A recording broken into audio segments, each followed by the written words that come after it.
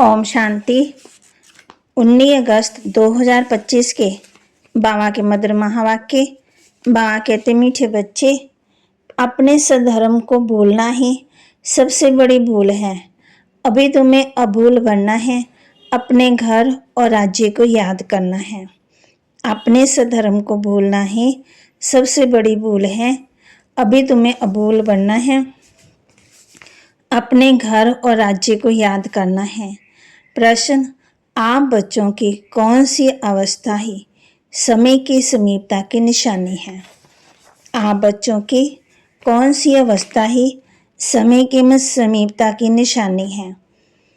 उत्तर, आप बच्चे जब याद की यात्रा में सदा मस्त रहेंगे, बुद्धि का भटकना बंद हो जाएगा, वाणी में याद का योहर आ जाएगा, अपार खुशी में रहेंगे, घड़ी घड़ी अपनी सत्यों की दुनिया के नज़ारे सामने आते रहेंगे, तब समझो समय समीप है।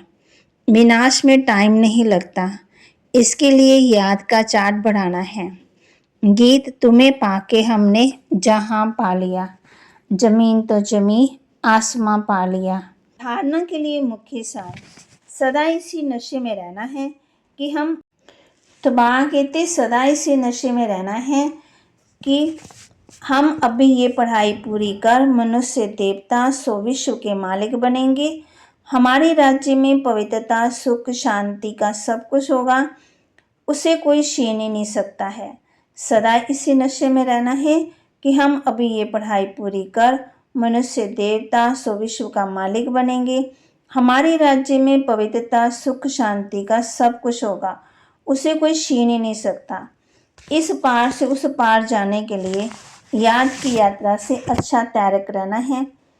माया के झुटके नहीं खाने हैं, अपनी जांच करनी है, याद के चार्ट को यथार्थ समझकर लिखना है।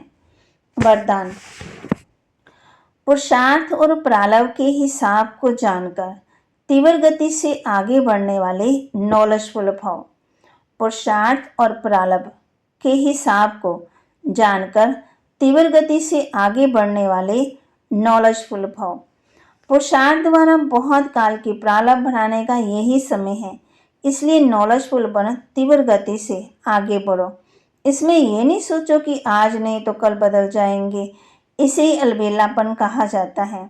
अभी तक बाप दादा स्नेह के सागर बन सत्संबंध के स्नेह में बच्चों का अलबेलापन साधारण पुरुषार्थ देखते सुनते भी एक्स्ट्रा मदद से एक्स्ट्रा मार्क्स देकर आगे बढ़ा रहे हैं, तो नॉलेजफुल बन हिम्मत और मदद के विशेष वरदान का लाभ लो।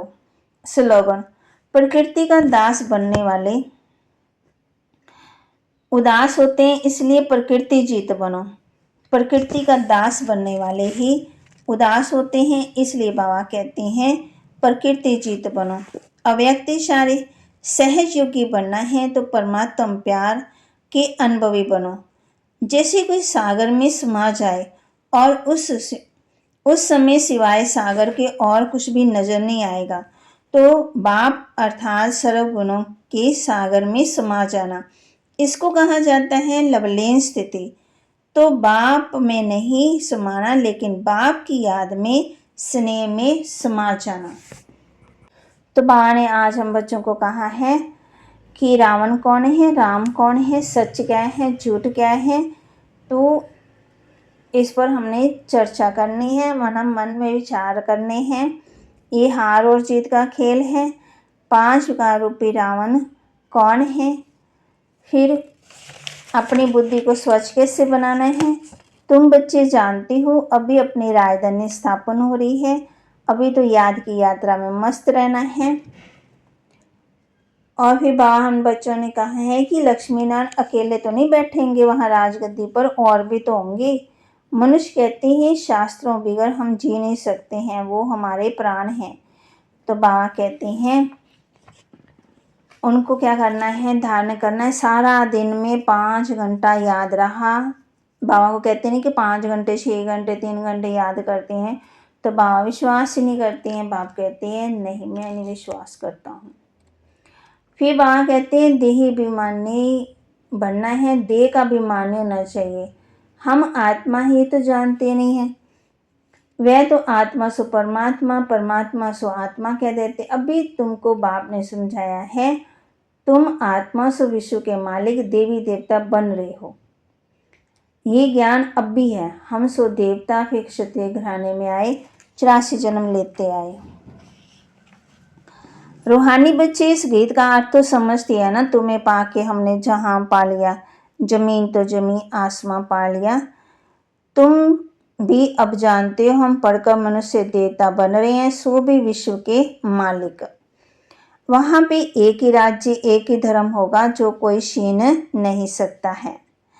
अब तुम बच्चे जानते हो हम शिव बाबा से ब्रह्मा द्वारा वर्षा ले रहे हैं। तो बाबा के महावाक्य को लाइक करें, शेयर करें, सब्सक्राइब करें और अपने जीवन में जरूर धारण